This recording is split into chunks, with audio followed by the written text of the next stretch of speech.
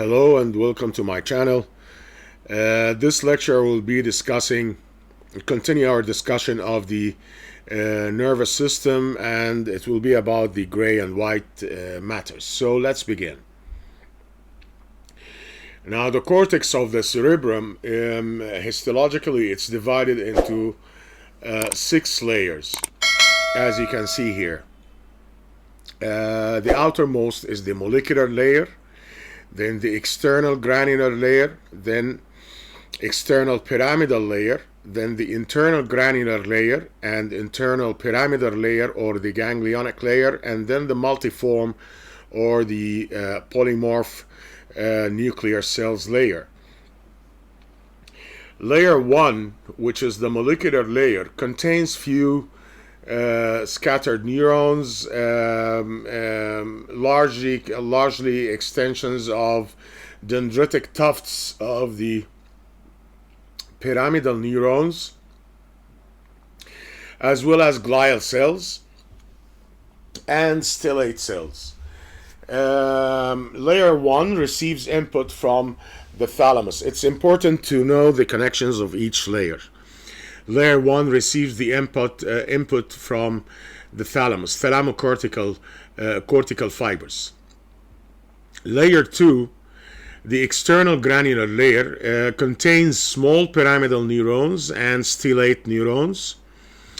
Layer 3 is the external pyramidal layer, contains small and medium-sized pyramidal neurons, multipolar neurons, as we discussed earlier in the histology section, as well as non-pyramidal neurons. Now, layers 1 through 3, the main target for the corticocortical afferents, means connections between different parts of the cortices. And layer 3 is the principal source for cortical efferents. So there are bidirectional connections, afferents and efferents. Afferents relay in layers 1 through 3, means 1, 2, 3. And the efferents mainly derived from the layer 3, corticocortical efferents or corticocortical fibers. Layer 4 is the internal granular layer, contains stellate and pyramidal cells, and is the main target for thalamocortical afferents from the thalamus. Layer 5, the internal pyramidal layer. Now, here the large pyramidal neurons exist, and axons from these neurons leave the cortex and connect with subcortical structures like the basal ganglia, for example. And the pyramidal neurons in the primary motor area of the cortex are very large and called Betz cells, and they are the source of the corticospinal tract, which is the main pathway for voluntary motor control. Layer 6, the multiform or the polymorphic nuclear cells layer, contains large pyramidal neurons and many spindle-like pyramidal and multiform neurons. Now, layer 6 sends efferent fibers to the thalamus, so it responds to the thalamus, corticothalamic fibers. Okay, this is regarding the layers of the gray matter, which is the cortex. Now let's discuss the white matter. As we mentioned before, the gray matter is on the outside and the white matter on the inside. Now, white matter, you can classify the white matter into 3 types: association fibers, projection fibers, and commissural fibers. We will discuss this now. Association fibers, these are fibers that connect areas in the same hemisphere.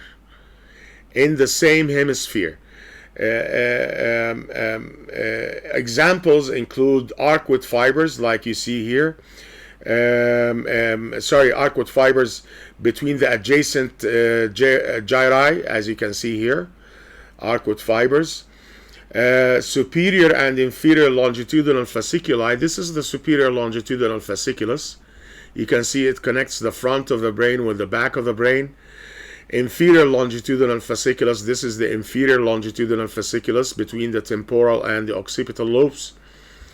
Okay, and the cingulum, which is the white matter of the cingulate gyrus that surrounds the corpus callosum. This is the cingulum. See how it goes? Okay, from the prefrontal cortex and septal area to the area where the hippocampus. It's part of the limbic system, actually. Arcuate fasciculus around the lateral sulcus, the one you can see here. This is the arcuate fasciculus. Okay, so association fibers, remember, it connects areas in the same hemisphere. There are arcuate fibers between adjacent gyri, superior longitudinal fasciculus, inferior longitudinal fasciculus, the cingulum, the white matter of the cingulate gyrus, and the arcuate fasciculus. These are just examples of the association fibers type of the white matter. Commissural fibers. Commissural means connecting areas in both hemispheres, in corresponding areas of the hemispheres. Examples are anterior commissure, posterior commissure, and habenular commissures. We will study these later with the limbic system and the diencephalon. Also, we have the fornix, which is part of the limbic system. It runs from the hippocampus to the mammillary body in the hypothalamus. This is the mammillary body. You can see it here. And the corpus callosum. This is the cut section of the corpus callosum. This is front, this is back. The corpus callosum lies in the floor of the interhemispheric fissure. See? This is the floor of the interhemispheric fissure, the fissure that exists between the two cerebral hemispheres. And it's a major connection between corresponding areas in both hemispheres, and has a rostrum, genu, body, and splenium. Again, rostrum, this thin layer, genu, body, and splenium of the parts of the corpus callosum.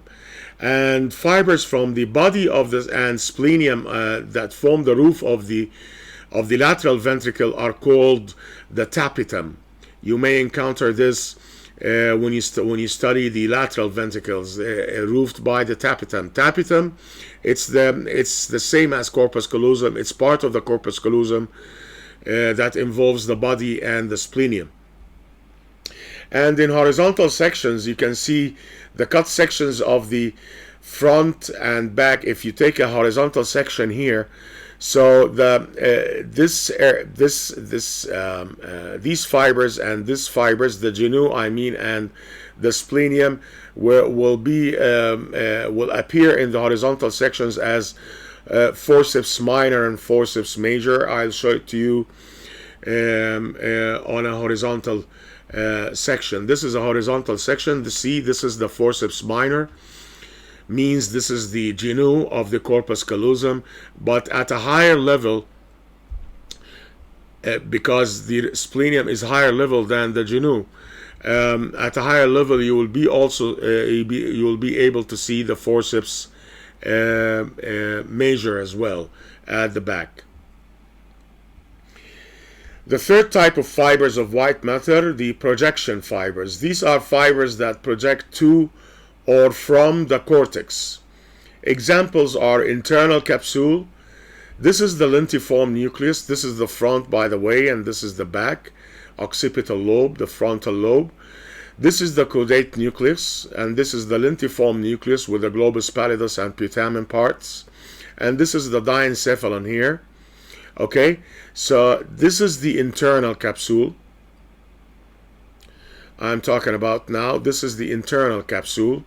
This is the external capsule, and this is the extreme capsule, which is the white matter of the insula lying in the floor of the lateral sulcus. About the internal capsule structure, the internal capsule has three parts: anterior limb, genu, and posterior limbs. Okay, anterior limb, genu, and posterior limbs. To add two other parts, retrolenticular part and sublenticular part. Retrolenticular part is the optic radiation actually, and the sublenticular part is involved in the auditory pathway. The bend, as I mentioned before, is V-shaped. It's called the genu. The anterior limb lies at front between the caudate nucleus and lentiform. It's important to know the relations, the anterior limb between the lentiform and the caudate, the posterior limb between the diencephalon or the thalamus and the lentiform nucleus or lenticular nucleus. Retrolenticular part is the caudal, is caudal to the lenticular nucleus and carries the optic radiation, and it's known as the geniculocalcarine tract. Sublenticular portion is beneath the lenticular nucleus and are tracts involved in the auditory pathway from the medial geniculate body or the medial geniculate nucleus to the primary auditory cortex, which is area 41 and 42 in the temporal lobe of the cerebral hemisphere. So these are the parts of the internal capsule. Don't forget: anterior limb, genu, posterior limb, retrolenticular, and sublenticular part. We cannot see here because this is the lentiform. It's beneath the lentiform nucleus. And remember, the internal capsule, these fibers are cut transversely because they descend from the cortex and gather in this V-shaped bundle. You understand now? These are not longitudinal fibers, these are transversely cut fibers. The genu of the internal capsule is the flexure between the anterior and posterior limbs and contains fibers that form the corticonuclear tracts or corticobulbar tracts. The fibers originate in the motor part of the cerebral cortex and go down through the base of the cerebral peduncle with the cerebrospinal fibers or the corticospinal fibers, and they decussate and end on the motor nuclei of the cranial nerves of the opposite side. So it's the upper motor neuron for the cranial nerves. The upper motor neuron is the cell in the cortex with its axon, and the lower motor neuron is the nucleus of the cranial nerve with its, of course, axons with its nerve. It contains the corticobulbar tract, which carries upper motor neurons from the motor cortex to cranial nerve nuclei. Okay, so this is the genu of the corpus callosum. It's important to know which fibers or the function of fibers that constitutes each part. Regarding the anterior limb of the internal capsule, contains the following fibers. Fibers running from the thalamus to the frontal lobe, thalamocortical fibers. Fibers connecting the lentiform and caudate nuclei. We'll study later in the limbic system as fasciculus lenticularis and ansa lenticularis. Fibers connecting the cortex with the corpus striatum. And fibers passing from the frontal lobe through the medial fifth of the base of the cerebral peduncle to the nuclei pontis, corticopontine fibers. It's called corticopontine fibers. So these are the fibers in the anterior limb of the corpus callosum. So expect to find the sensory radiation and the motor fibers descending from the cortex in the posterior limb, as we will see now. The posterior limb of internal capsule is the part posterior to the genu Anterior 2/3 of the occipital part, or the posterior limb, contains fibers that form the corticospinal tract, which is the major or the main motor pathway from the cortex to the body muscles. Corticospinal tract arises in motor area of the cerebral cortex and passing downwards through middle 3/5 of the base of the cerebral peduncle. We will study the structure of the cerebral peduncle when we study the midbrain, and are continued into the pyramids of the medulla oblongata, where the corticospinal fibers form the pyramidal decussation of the medulla oblongata. Now, the posterior third of the posterior limb contains the sensory fibers, as I told you, the sensory radiation. Sensory fibers derive from the thalamus, thalamocortical fibers, I mean. Some may be continued upwards from the medial lemniscus. The medial lemniscus is the fibers that carries the proprioception and fine touch sensations from the body, the medial lemniscus. We will study this when we study the brainstem. Also has the fibers of optic radiation, as you can see here, from the lower visual centers to the cortex of the occipital lobe, precisely from the lateral geniculate body, or the lateral geniculate nucleus of the diencephalon. Also the acoustic fibers, or auditory fibers, from the lateral lemniscus to the temporal lobe, and fibers that pass from the occipital and temporal lobes to the pontine nuclei, also called corticopontine fibers. So these are the structures in the posterior limb of the internal capsule. The blood supply of the internal capsule, the superior parts of both anterior and posterior limbs and the genu are supplied by arteries called lenticulostriate arteries, and we studied this in the blood supply of the brain, and precisely when we mentioned the circle of Willis and branches of circle of Willis and the arteries forming the circle or nearby circle of Willis, and these arteries, lenticulostriate arteries, which are branches of the middle cerebral artery. Of course, you know that middle cerebral artery is not part of the circle of Willis, but it's adjacent to circle of Willis. The inferior half of the anterior limb now, not the anterior and posterior and genu, the anterior limb only, is supplied by the recurrent artery of Hibner, and they gave it a name because it's a common artery to be involved in aneurysms and blood clots. A branch of the anterior cerebral artery. The inferior half of the posterior limb is supplied by the anterior choroidal artery, which is branch of the internal carotid artery. To summarize, the anterior limb, lenticulostriate branches of the middle cerebral artery, superior for the superior half, and recurrent artery of Hebner of the anterior cerebral artery, the inferior half, for supply of the inferior half. The genu, we said it's supplied by the lenticulostriate branches of middle cerebral artery, and the posterior limb is supplied by the lenticulostriate branches of the middle cerebral artery, the superior half, and the anterior choroidal artery branch of the internal carotid artery, the inferior half. What is the clinical significance of this? Well, lenticulostriate arteries supply most of the internal capsule, so it's an important artery, and it's particularly vulnerable to narrowing in the setting of chronic hypertension.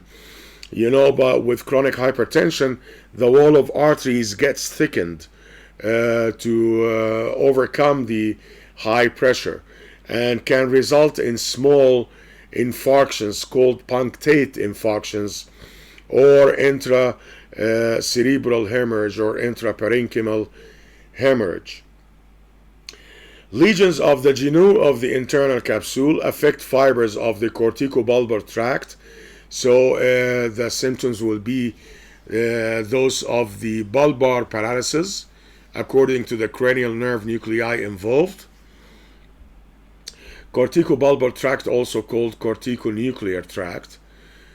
And the primary motor cortex sends its fibers into posterior limb of the internal capsule, as we mentioned before, the corticospinal tract, and lesions in this area therefore result in contralateral hemiparesis or hemiplegia.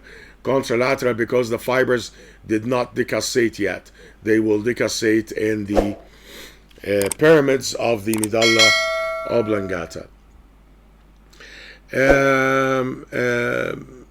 That was a summary of the gray and white matter of the cerebrum. I hope you got the maximum benefit from this lecture, and thank you very much for watching.